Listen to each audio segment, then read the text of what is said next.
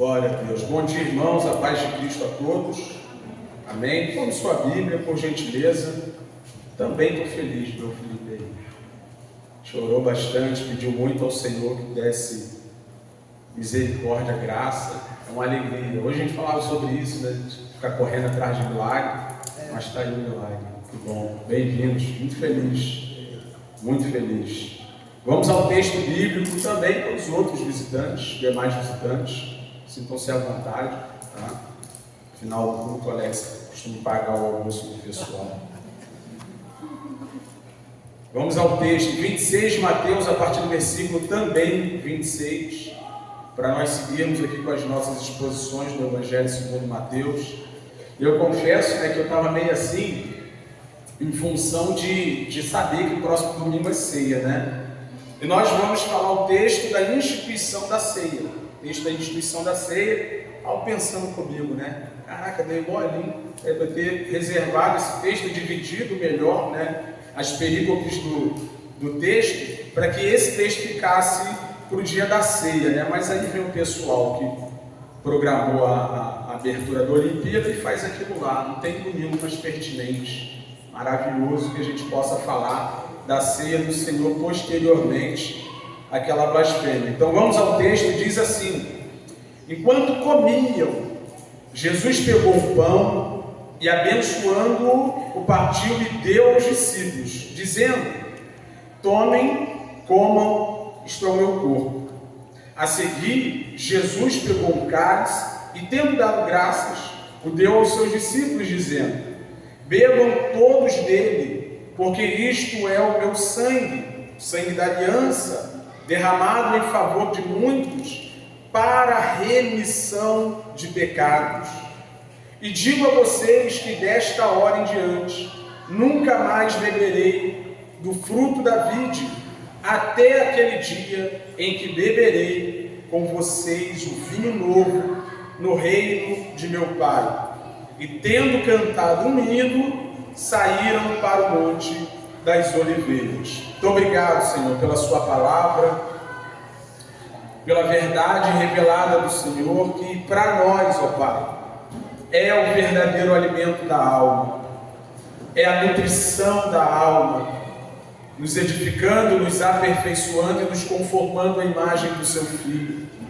Que mais uma vez, ó Deus, a sua palavra seja aquilo que ela diz de si própria, viva e eficaz, e nós tenhamos uma experiência profunda com o texto sagrado, uma experiência profunda com a sua fala, com a sua doce voz, e saiamos daqui, Senhor, seguros de que o ouvimos, para louvor de sua glória.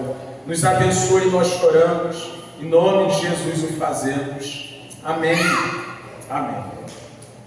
Irmãos, quando o assunto é compromisso entre um noivo e uma noiva, poucas coisas têm um destaque maior do que aquele objeto extremamente simbólico, a saber, a aliança, né? Em alguns contextos, a aliança é aquela que a gente compra lá no camelô, de 10 contos. Em outros contextos, tem uma pedra de diamante desse tamanho para causar inveja em todo mundo.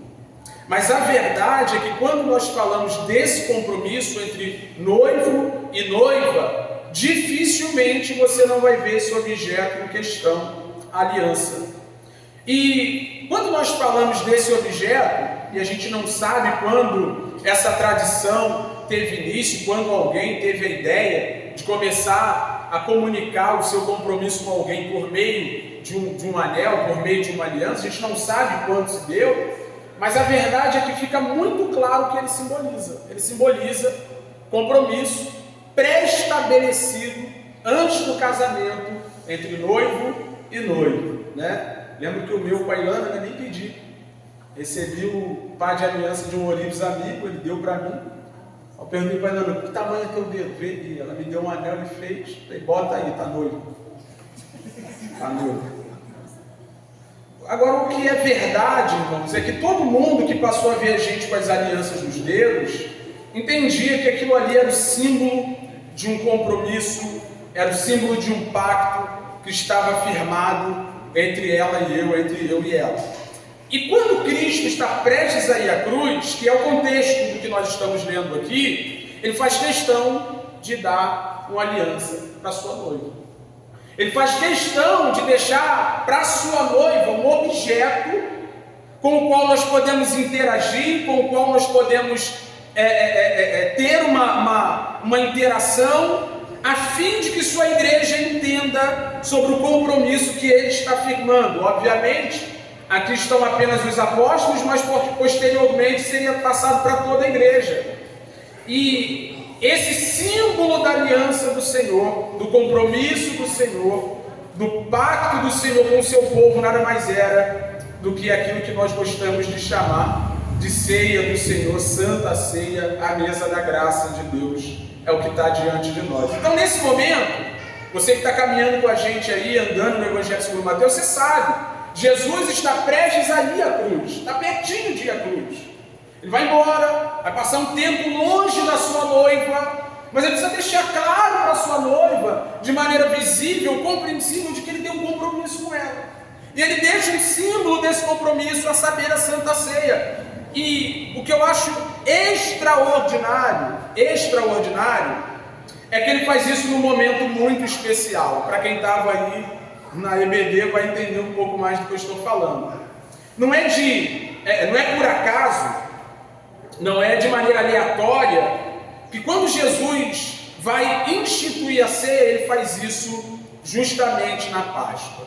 E eu quero, a partir daqui, começar a te explicar como que essas instituições divinas, ao longo do texto bíblico, vão se conectando. O Antigo Testamento, a velha aliança, ou aliança mosaica, tinha seus próprios símbolos. E quando nós falamos daquilo que representa a relação salvadora, redentora de Deus com o seu povo, a gente não consegue lembrar de um símbolo maior do que a Páscoa, do que aquele símbolo que representa o livramento do povo de Deus de dentro do Egito. Uma redenção física, que tira o povo da escravidão do Egito, mas mais do que isso, também livrou o povo da morte depois que o anjo do Senhor passou, destruindo todos os primogênitos de dentro do Egito. Então é nesse momento, em que o povo judeu ainda está celebrando os antigos livramentos, as antigas salvações, que o Cristo vai estabelecer aquilo que aponta para a maior de todas as salvações. Não é por acaso que Jesus está aqui. E o exemplo, como acabei de dizer, né, o exemplo que nós vimos aqui na escola bíblica dominical, de ver Moisés sendo aquele homem que fazia sinais e maravilhas, a fim de que ele fosse confirmado como o enviado do Senhor.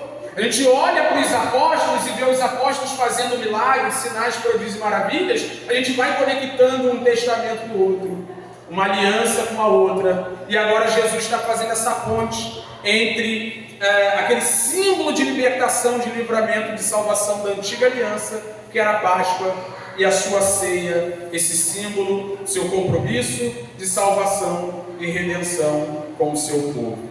Então, a partir do versículo 26, para a gente começar a expor o texto de fato, a primeira coisa que me chama a atenção no texto é como ele começa.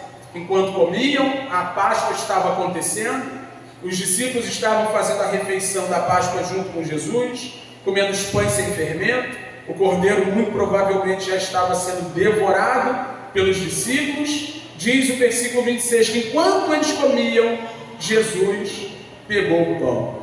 Olha que coisa maravilhosa. Perceba, diferente do que muita gente pensa, esse é o tipo de rito, de cerimônia, que não foi idealizado pelos homens. Não foram os apóstolos que falaram assim, cara, Jesus está indo embora, vamos inventar alguma coisa aqui da nossa parte, a fim de que nós tenhamos que celebrar toda semana ou todo mês alguma coisa para lembrar do nosso Cristo. É Ele, está lá, ó. Jesus que pegou o pão.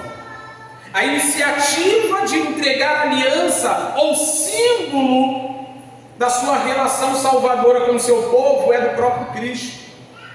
Então nós estamos falando de uma instituição divina, nós não estamos falando de algo que o homem inventou, idealizou, projetou para enfeitar a liturgia dos seus cultos. E aqui a gente começa a entender o porquê da revolta de cada um de nós com o que aconteceu na abertura das Olimpíadas. Irmão, quem disse isso era Lutero, né? Lutero que falou isso. Nenhum cão que vê o seu dono em perigo fica omisso. Nenhum cão que vê o seu dono em perigo sendo atacado deixa de latir. Obviamente que você pode fazer isso na internet, nas redes sociais, não importa onde, mas um crente que fica indiferente à blasfêmia que foi promovida na abertura das Olimpíadas não entendeu muito bem o que aconteceu ali. Não foi uma instituição humana, não foi as minhas ideias, os meus conceitos que foram colocados, expostos ali para vexação, para vergonha, mas foi aquilo que o próprio Senhor instituiu. Foi Ele que pegou o pão, Ele que tomou a iniciativa. Pensa comigo, imagina você, aquele momento muito especial, onde você casou, tirou foto e registrou com muito carinho, com muito zelo, o momento em que você se uniu à sua esposa. Cai na rede social e algumas pessoas começam a fazer chacota, porque o vestido não era tão bonito assim, porque o terno que você usou estava passado, não era o terno da moda, ou então porque a decoração não era tão legal, eles discordavam da decoração. Como você se sentiria se as fotos do seu casamento fossem parar na rede social e alguém estivesse ali depredando a imagem desse momento, símbolo da sua união com a sua esposa, com o amor da sua vida e vice-versa? Então, quando alguém leva a imagem da ceia público para escarnecer da ceia, essa pessoa está indo de frente àquilo que o próprio Cristo estabeleceu como símbolo da sua relação salvadora com a sua igreja. Aquilo que Cristo nos deu, nos negou como um meio de nós entendermos que nós temos uma relação com Ele, foi colocado no cenário público para vexação. Agora, convenhamos, qual é o problema do ímpio escarnecer da nossa fé? Eu ficaria escandalizado se um de vocês que professam fé em Cristo Jesus trouxesse escândalo para o meio do povo de Deus. Aí eu ia falar, tem alguma coisa errada. Mas não é incomum que aqueles que são inimigos de Cristo, inimigos da fé cristã, tentam depreciar a fé cristã, a imagem do nosso Cristo, tentam de alguma forma diminuir a grandeza dos nossos símbolos, dos nossos emblemas, dos nossos ritos.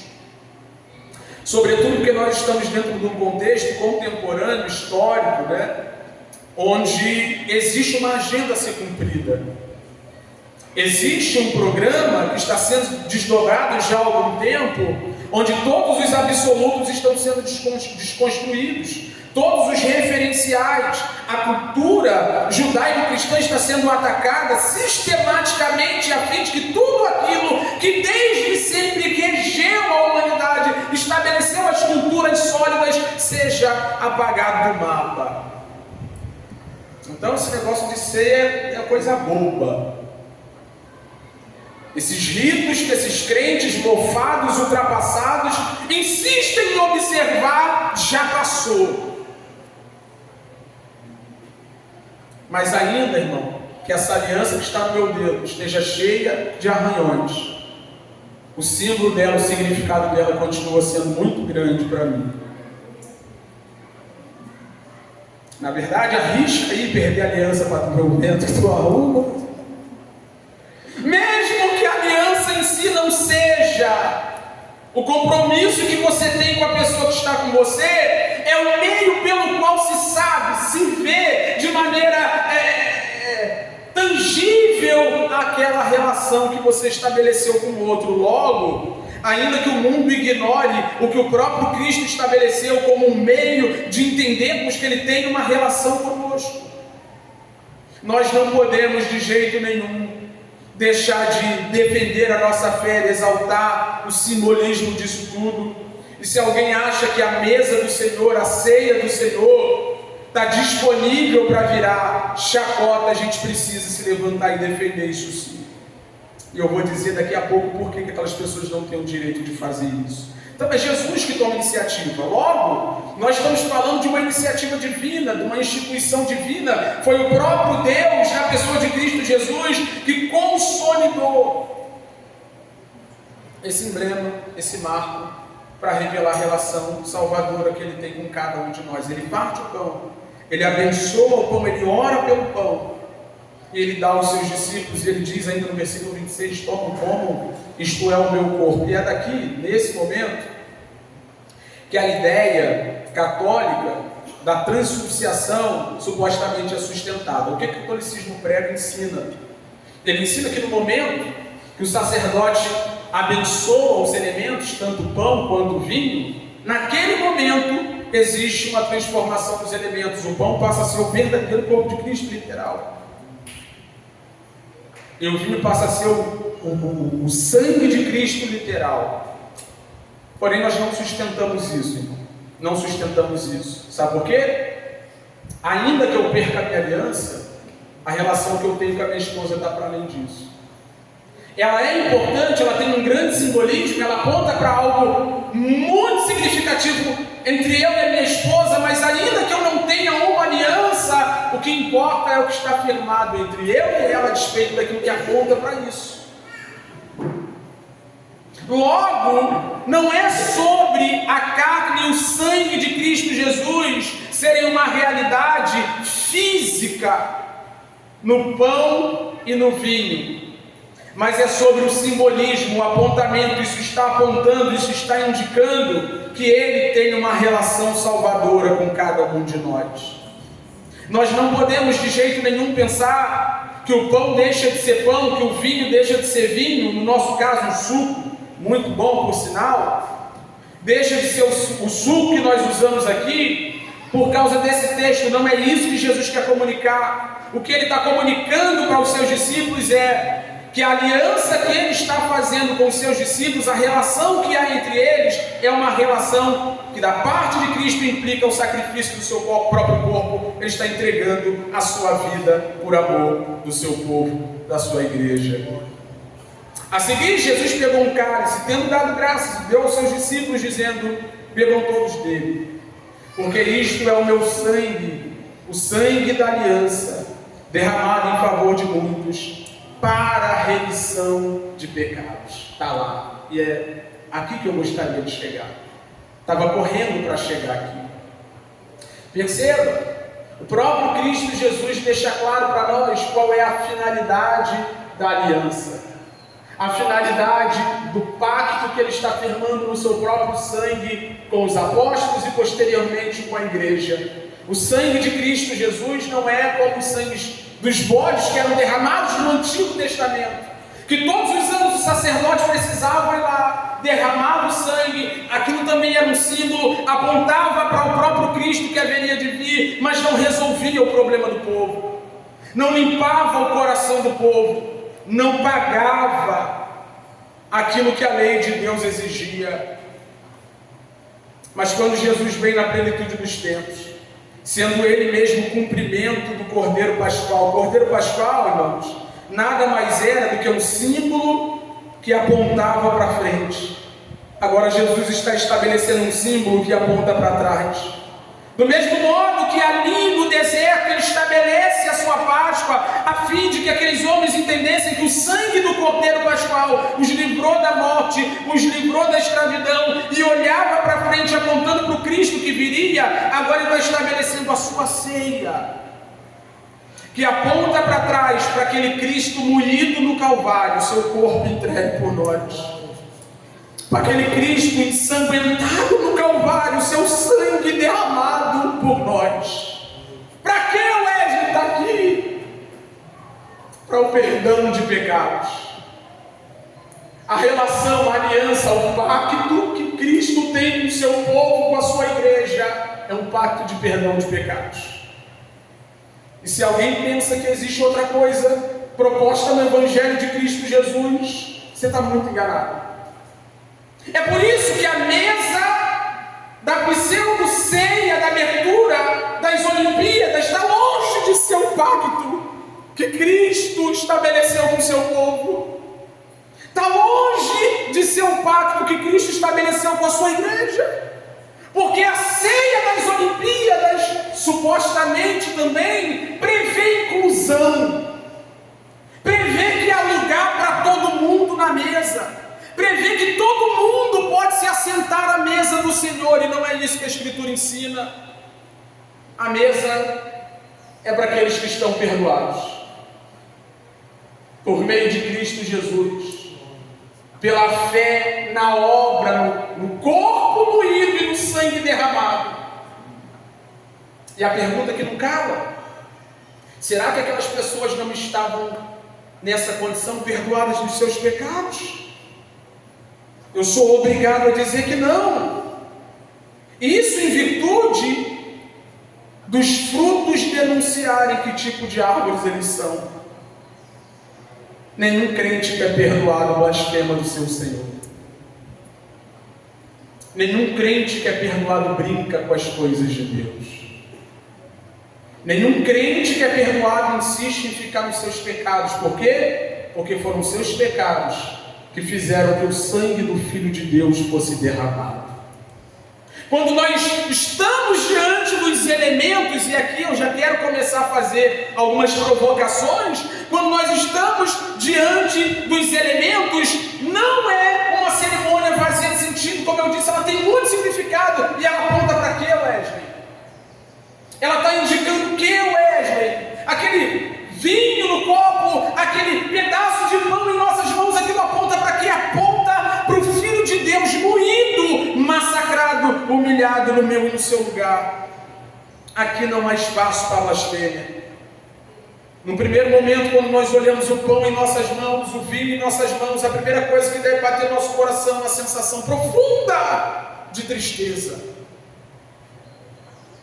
de arrependimento, de contrição, porque foram os seus pecados, foram os meus pecados, foram os nossos pecados que fizeram com que o Filho de Deus fosse esmagado naquela cruz.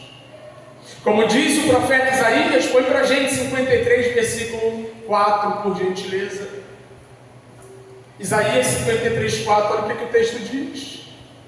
Certamente Ele tomou sobre si as nossas enfermidades e sobre si levou as nossas doenças. Contudo, nós consideramos castigado por Deus, atingido por Deus e afligido. Versículo 5. Ele, porém, foi traspassado por causa das nossas transgressões, esmagado por causa das nossas iniquidades. Então, uma pessoa que vem para o dia da ceia, domingo, né? Tem gente que compra roupa nova, tem gente que não pode faltar isso. Não, a ceia eu não falto por nada. Mas chega aqui, né, dá aquela talagada no sul, joga o pão para dentro e sai sentindo, cumprir meu papel para viver uma vida promíscua longe desse Senhor. Mas pelo contrário, o sangue de Cristo Jesus derramado naquela cruz nada mais era do que a forma dele comunicar: aqui está a minha aliança de perdão com vocês. Aqui está a minha aliança de redenção com cada um de vocês. Vocês estão perdoados. Além de Deus previa a morte, o salário do pecado era a morte, mas eu vim para que vocês tenham vida. Para que vocês tenham vida, eu tive que morrer para a remissão dos pecados. Não existe uma mesa de ceia do Senhor onde o pecado é cultuado. Não há legitimidade numa mesa que se chama ceia do Senhor, onde o pecado é preservado. Não existe uma mesa que se chama ceia do Senhor, onde o pecado é colocado acima da vontade de Deus, que sejamos santos como Ele é. Então, quando nós olhamos para isso aqui, nós estamos falando desse símbolo. Nós estamos falando desse emblema, dessa insígnia que aponta para o que Cristo fez por mim e por você naquela cruz. Mais do que um pedaço de pão, é a carne do Filho de Deus moída no seu lugar. mais do que um copo de suco de uva, é o sangue do Filho de Deus derramado no lugar do seu sangue. É por isso que você não pode vir para cá. É por isso que nós não podemos estar aqui desprezando o que Cristo fez naquela cruz. É por isso que quando nós olhamos para esse símbolo, nós precisamos lembrar que tem um compromisso conosco. É por isso que a gente sempre fala, irmãos. Nós nunca vamos estar aqui, de forma alguma, dizendo que você deve. Pastor, compra um carro vermelho ou um branco. O problema é seu. Compra um vermelho ou um branco. O dinheiro é seu, se você quiser. Pastor, viaja ou deixe de viajar. Irmão, é contigo e teu cartão de crédito. Pastor, para onde eu vou, irmão? Você que sabe. Mas o que a gente coloca aqui como uma referência? Para você viajar, trocar de carro, trair sua esposa, trair seu marido, desonrar seus filhos, ou não, a gente coloca Cristo. Preso no madeiro, crucificado. Todo primeiro domingo do mês a gente coloca o símbolo da relação com Ele, de perdão e de redenção nas suas mãos, a fim de que você olhe para aquilo e lembre: o corpo do meu Senhor foi destruído, triturado naquela cruz, eu não posso cair. O sangue do meu Senhor foi derramado naquela cruz, eu não posso negá-lo. Eu não posso viver uma vida promíscua, eu não posso viver uma vida à moda, às minhas vontades, porque Ele entregou a vida dele para ter uma relação de perdão comigo. Eu não posso. Eu não posso. E quando nós celebramos a ceia do Senhor, quando nós celebramos esse marco, esse memorial tão importante para o seu povo, a primeira coisa que a gente vê aqui é que ela representa as bênçãos, as promessas que são pregadas no Evangelho. Redobre a atenção no que eu vou lhe dizer. Estou aqui falando, pregando, explicando um monte de coisa que de repente você não está nem entendendo. Mas Deus é tão bom, tão gracioso, tão misericordioso, que o próprio Deus estabeleceu um meio visível, palpável, material, para que você entenda aquilo que é pregado constantemente. Quando você olha para o pão, e eu falo aqui como o ministro que está celebrando a ceia, você fala: cara, aprove a Deus deixar nas minhas mãos um meio pelo qual eu entendo que o Filho de Deus sofreu. É ou não? Quando você pega um copinho de suco, você pode até não entender tudo que é pregado, mas está na sua mão, visível, palpável, um meio de você entender. O sangue do Filho de Deus foi derramado. E Deus começa a comunicar pelo seu Espírito as promessas e as bênçãos do Evangelho. Quais são as bênçãos do Evangelho? Quais são as promessas do Evangelho? A bênção do Evangelho é que alguém já pagou o preço que você devia. A bênção do Evangelho é que um corpo já foi triturado no lugar do seu. A bênção do Evangelho é que o salário do pecado, sendo a morte, foi pago. Que Cristo Jesus já entregou o seu corpo, já entregou o seu sangue, e nós agora, por meio da ceia estabelecida por Ele, temos consciência que esse preço já foi pago, o sangue derramado, o corpo triturado, e agora nós temos em Cristo Jesus perdão dos nossos pecados. As bênçãos do Evangelho estão na ceia do Senhor. Então torna a dizer, pelo amor de Deus, não vem para cá comer pão e beber suco. Esse era o problema dos coríntios. Por que Paulo imprensa os coríntios e diz que elas estão comendo para condenação? Porque eles iam para a igreja, e naquela época a ceia não era como hoje, né? Período dos coríntios, muito provavelmente uma mesa quilométrica gigante, cada um vinha com a sua porção, era tipo mesmo uma festa americana, cada um trazia seu alimento de casa, seu vinho de casa, seu pão de casa, e na hora de fazer a refeição, cada um ia como um animal para comer o que era seu. A ponto do apóstolo Paulo dizer: enquanto uns estão embriagados, o vinho tinha algo sim, enquanto uns estão embriagados, outros estão passando fome. Por quê? Porque eles não entendiam que a refeição apontava para as bênçãos do Evangelho. Era só comida no bucho, era só um pedaço de pão, era só um cálice de vinho, enquanto o pedaço de pão e o cálice de vinho aponta: alguém morreu para pagar pelos seus pecados. É como um marido que está longe de sua esposa, passando algum tipo de tentação, mas olha, aquela aliança na mão me lembra, eu tenho um compromisso com alguém. Não deveria precisar da aliança, mas a cultura nos favoreceu colocando um metal em nosso dedo, que às vezes espanta, às vezes atrai, mas sempre nos lembra, eu tenho um compromisso com alguém. Deus é tão maravilhoso, foi tão favorável a nós, que sabendo que esqueceríamos, colocou um pedaço de pão, um pouco de suco na minha mão e na sua mão constantemente, para que nós lembremos, alguém já foi triturado no meu lugar. A nossa fé é direcionada para as realidades invisíveis e pelos sinais que o pão e o vinho representam.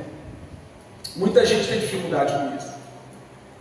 Na verdade, muita gente, depois que eu digo amém no fim do culto, já esquece até que é crente. Acabou o culto e já desliga, né? O que eu vou fazer da minha vida? Vai continuar vivendo como cristão. O que eu vou fazer amanhã na segunda-feira? Cheio de demanda para fazer, e não pensa em absolutamente nada que diz respeito ao reino de Deus. Mas Deus, em sua graça, sua misericórdia, sua bondade, Ele colocou em nossas mãos alguma coisa que faz esse direcionamento. Quando a gente chega aqui em todo primeiro domingo do mês, é como se Deus estivesse apontando para a gente, é para lá o caminho. Esse suco na sua mão fala daquele sangue que foi derramado. Esse pedaço de pão na sua mão fala daquele corpo que foi triturado. E aí, ao invés de fazer exercícios mentais para tentar assimilar a fé cristã, a própria ceia, que os reformadores chamavam de palavra material, ela aponta para o lugar certo a fim de que você não se perca no meio do caminho. É como se Deus estivesse pegando as nossas mãos e dizendo, cara, é para o lado de cá. É por isso que quando a gente vem para o primeiro domingo aqui, eu não distribuo chave de casa para ninguém, eu dou pão e suco. É por isso que quando a gente vem no primeiro domingo pela manhã aqui, a gente não fica dando testemunho. Faz uma fila aí, vamos contar os testemunhos do pão. Eu vou ter que contar essa, não, estou nervoso. Ontem eu fui pregar num lugar, estava conversando com a Gil ali, né? Eu fui pregar num lugar, culto jovem, né? Aí o que eles colocaram no culto jovem? Momento profissão. Eu falei, caraca, deixa eu ver o que é isso aqui, momento profissão. Aí colocaram lá um suboficial da PM, para dar testemunho de como ele passou no concurso. Eu falei, caramba. Aí botaram no louvor, daqui a pouco veio um sargento da Marinha, para dar testemunho. Mano, foi engraçado, porque esse falou que ficou reprovado, depois falou que Deus fez um milagre e foi aprovado.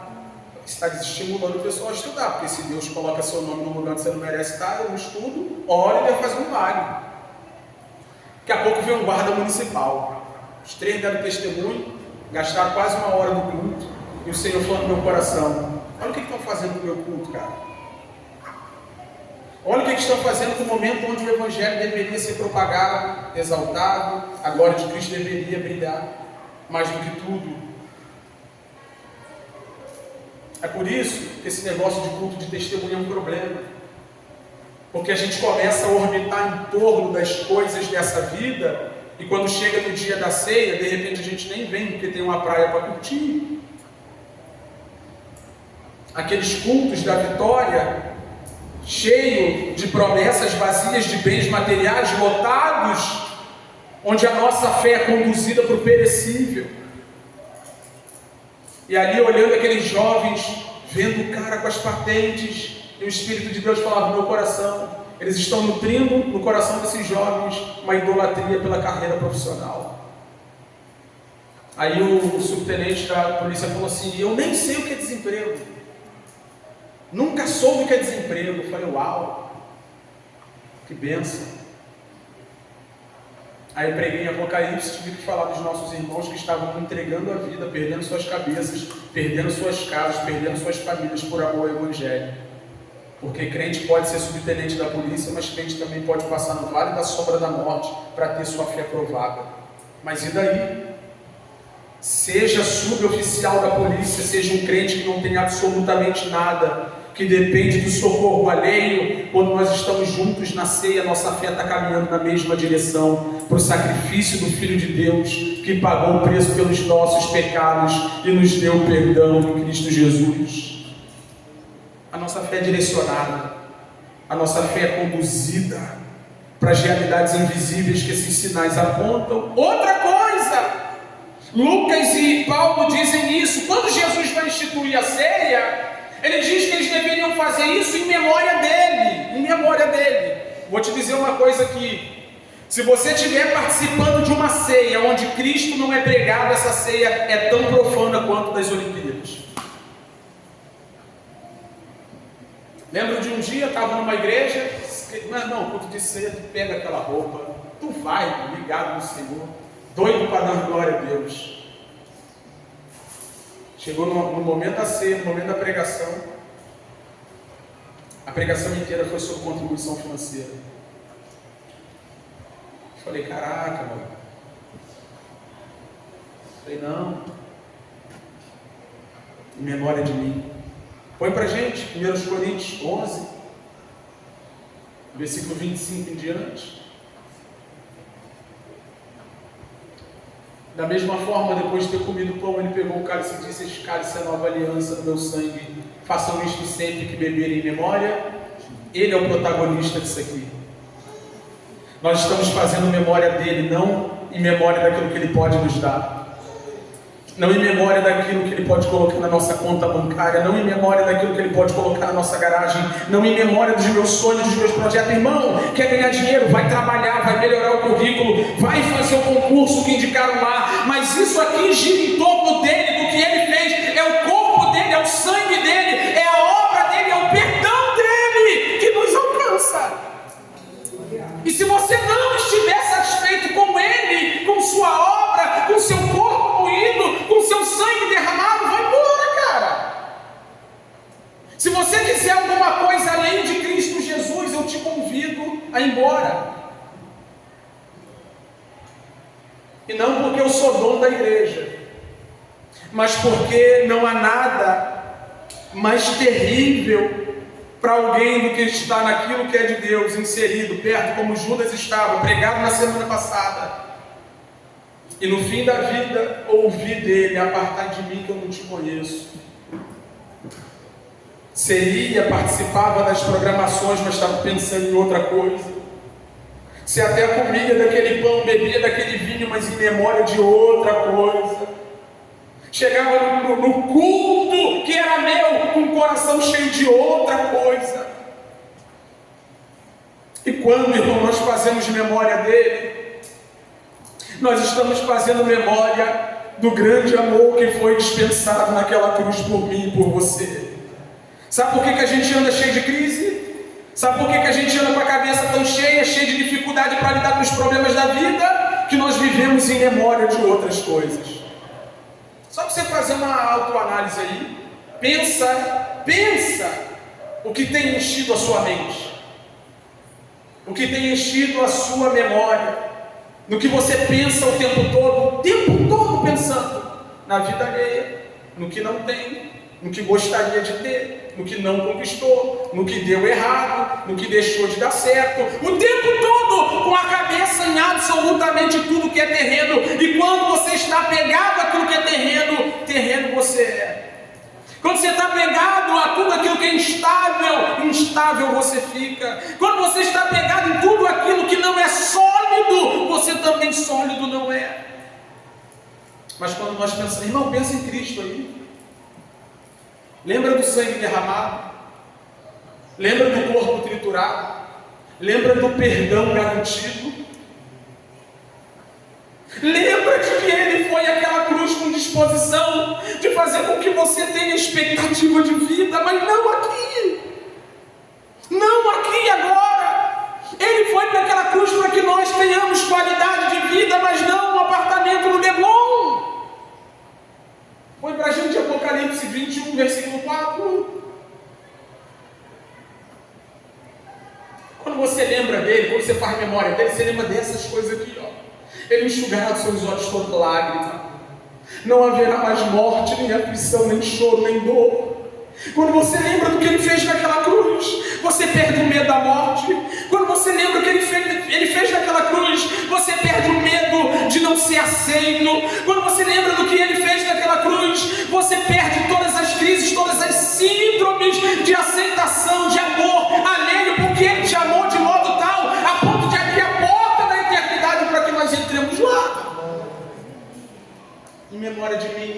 protagonista da ceia.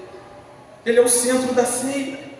Ele é o que deve permear os nossos pensamentos, encher o nosso coração. Nós devemos estar aqui, e Ele fez isso. Ele nos deu elementos físicos palpáveis para que você lembre: o corpo foi entregue, o sangue derramado, o perdão é garantido, em memória dele. Em memória dele. Para o ímpio, a ceia é um meio de evangelização.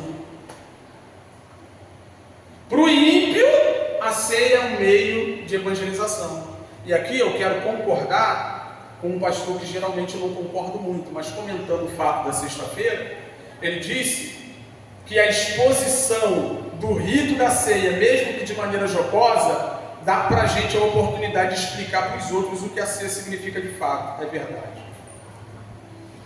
Então, se alguém está com um problema com a ceia e você conhece, chama essa pessoa e fala: vou te explicar o que a ceia significa. Jesus entregou o seu sangue e entregou o seu corpo, como está simbolizado naquele pão e naquele vinho, a fim de que nós tivéssemos a oportunidade de sermos perdoados por Deus o Pai. Quando a gente celebra a ceia e fala do corpo de Cristo moído na cruz, que é a figura do pão, do sangue de Cristo derramado na cruz, que é a figura do vinho, nós estamos falando ao mundo: existe perdão no Redentor. Se o salário do pecado é a morte, o dom gratuito de Deus é a vida eterna por meio de Cristo Jesus, o nosso Senhor.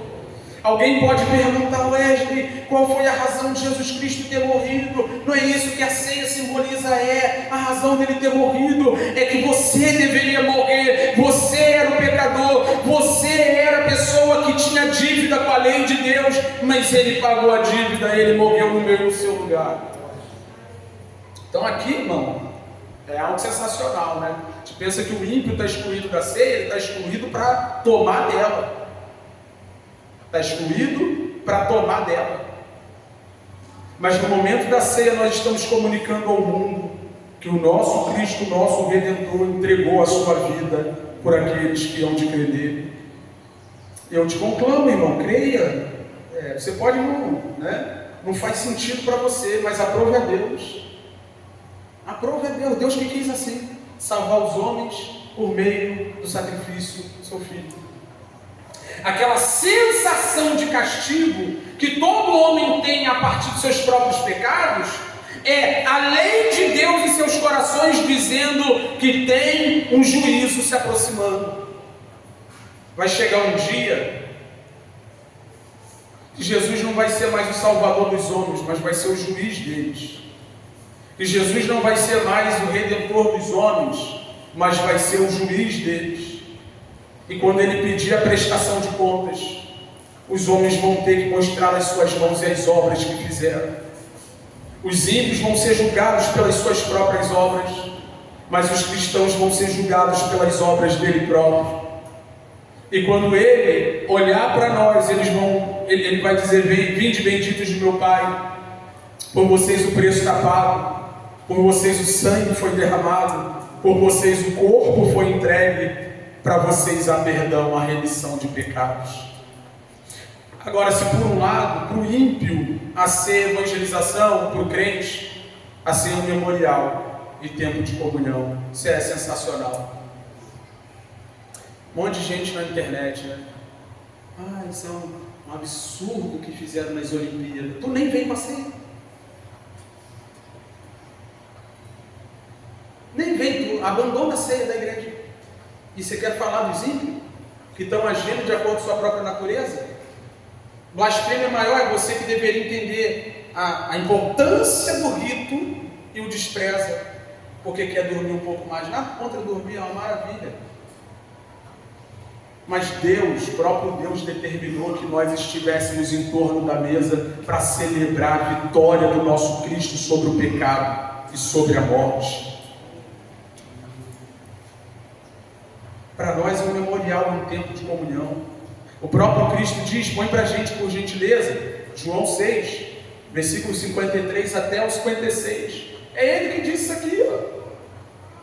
Jesus disse: em verdade lhes digo, se vocês não comerem a carne do Filho do Homem e não beberem o seu sangue, não terão vida em vocês mesmos. Obviamente ele não está falando de canibalismo, ele está falando também de símbolo, de rito, ele está falando de participação, de relacionamento pela fé na obra de Cristo na cruz. Nós temos uma relação com Ele, nós temos esse vínculo que eu estou pregando desde o início da pregação aqui com Ele. Só que Ele é tão maravilhoso que Ele deu para a gente um rito onde a gente tem pão para comer, onde a gente tem vinho para beber, que simboliza o ato de participar da carne e do sangue dele. Pode seguir. Todo aquele que come a minha carne e bebe o meu sangue tem vida eterna, e eu ressuscitarei no último dia, pois a minha carne é verdadeira comida e o meu sangue é verdadeira bebida.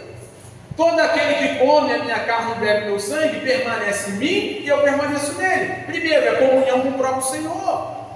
Não é que se não vir na ceia você vai deixar de ser crente. Vem na ceia é crente, não vem na ceia não é isso que eu estou falando. Mas aquele que tem comunhão com o Senhor constantemente está comendo sua carne e bebendo seu sangue.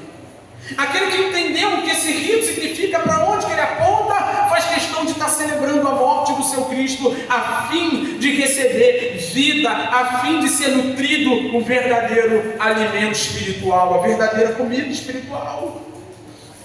É o que ele propõe. Mas quando a gente fala de comunhão, ainda a gente vai falar da comunhão que nós temos uns com os outros. 1 Coríntios 10, 16 e 17, olha o que ele diz.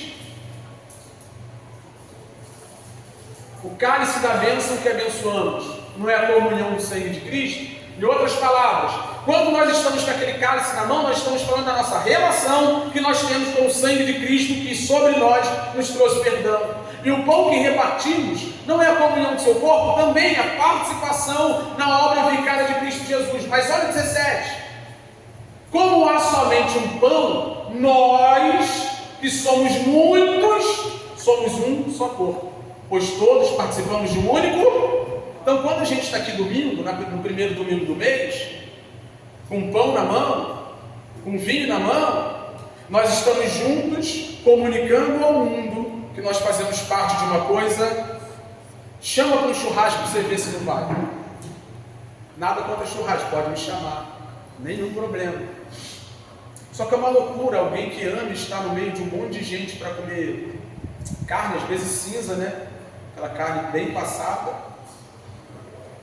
tomar refrigerante, beber um biricutico, mas não tem prazer na mesa do Senhor onde seus irmãos estão sentados. Isso, irmão, eu não estou falando da perspectiva de mandamento e ordenança apenas. Eu estou falando da perspectiva daquilo que é um fato.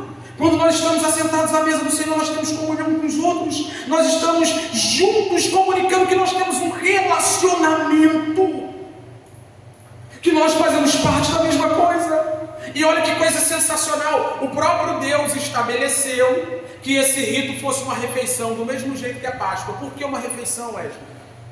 A aliança, a antiga aliança, Êxodo capítulo 24, ela também é concluída com sangue aspergido e uma refeição no final. Por que uma refeição? Porque não existe maior símbolo de comunhão do que uma mesa. Quando Paulo fala aos Coríntios para tirar aquele cara que ficou com a madrasta, né? O cara do incesto lá, no capítulo 5, 1 Coríntios. Quando ele fala para tirar aquele cara da igreja, Paulo diz, nem comam com ele. Por que não comam com ele? Porque Paulo sabia que naquela época não tinha barraca de açaí, naquela época os irmãos comiam dentro de casa. Ele está dizendo, não bota ninguém sentado na mesa da sua casa. Mesa é lugar de comunhão. Então, mesmo que a gente não tenha uma mesa aqui onde todo mundo sente, quando nós tomamos posse dos elementos que Cristo estabeleceu como símbolo do seu sacrifício e aliança redentora com cada um de nós estamos dizendo, sem palavras, que nós estamos juntos no mesmo corpo, fazendo parte da mesma coisa. Não venha dizer para mim que você ama a igreja de Cristo, se você tem mais prazer de ir para uma resenha na casa de alguém do que vir para a ceia do Senhor. Desculpa nada. Você não tem prazer na igreja de Cristo, você não tem prazer na mesa da comunhão, você não tem prazer em fazer parte daquilo que os seus irmãos fazem parte, é óbvio. Muito provavelmente você não faz parte dessa família que se assenta à mesa diante do Pai. Para a gente encerrar. Por último, versículo 29. Eu não falei que era um símbolo? Quem primeiro passa pelo noivado não pretende ir ao casamento? É ou não? É isso que está acontecendo. Jesus estabelece esse rito, esse memorial, esse símbolo da relação dele com a gente, da aliança dele salvadora com cada um de nós, por hora. Mas vai chegar um dia que nós nunca mais precisaremos ficar ceando do jeito que ceamos aqui. Versículo 29. E eu lhes digo que de agora em diante não beberei deste fruto da videira, até aquele dia em que beberei o vinho novo com vocês no reino do... A gente fica aqui lembrando o que Cristo fez, mas Ele sabe muito bem e está esperando o dia do casamento final. Apocalipse capítulo 19, versículo 7, para a gente encerrar e orar. Vamos nos regozijar, vamos nos alegrar e dar glória, porque chegou a hora do... Entenda, irmão, até essas coisas são transitórias, tá? Tudo vai passar, os ritos vão passar, batismo vai passar, ceia a gente observa aqui e agora. As ordenanças em algum momento vão encontrar o seu cumprimento pleno na volta de Cristo Jesus. E quando chegar nesse dia do casamento do Cordeiro e sua noiva, está tudo preparado. Versículo 8. Para vestir-se foi-lhe dado o linho fino. Ele está preparando a noiva, né? Brilhante e puro. Ora, o linho fino são os atos de justiça dos santos. Segura aqui. Ai, Pai. Olha com que os santos, a noiva vai ser adornada, os atos de justiça. Essa roupa branca é o símbolo da vida santificada que os crentes estão vivendo aqui e agora. É por isso que não tem lugar nessa mesa para gente que odeia a justiça. E justiça aqui não é sair na rua e dar um prato de comida para alguém que está necessitado, não. Justiça aqui é a vida reta que Deus aprova.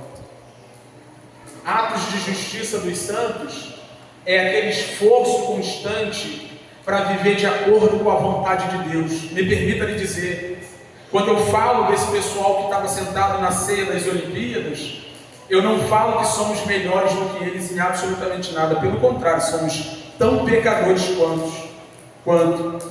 Na verdade, eu, com um risco seríssimo de ser muito mais pecador do que a maioria deles. Qual é a diferença? A diferença é que eu fui salvo, liberto, perdoado, estou fazendo toda a força possível para colocar uma roupa branca de linho puro. Simples assim. Você quer participar dessa festa? Você tem que se vestir de acordo com ela. Você quer estar envolvida com a igreja de Cristo Jesus, envolvido com a igreja de Cristo Jesus? Não é a igreja que tem que se moldar a você. Não é a igreja, as pessoas dizem assim, a igreja tem que ser inclusiva. Não tem que ser nada. Tem que ser nada. Posso entrar na sua casa agora sem ser convidado a mexer na tua panela? Posso ou não? Por que você quer entrar na casa dos outros e fazer o que quiser? Por que ninguém fez o símbolo de um dos ritos sagrados do islamismo? Por que não mexem com outras religiões? Por que não perseguem outros tipos de crença? Por que é a igreja que tem que se submeter? Por que é o Cristo que tem que se moldar? Aqui não. Atos de justiça dos santos é a roupa que Deus tem preparado para o seu povo. Versículo 9.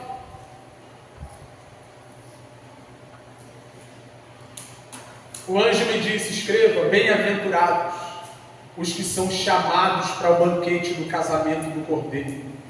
Ele acrescentou, estas coisas são as verdadeiras palavras de Deus.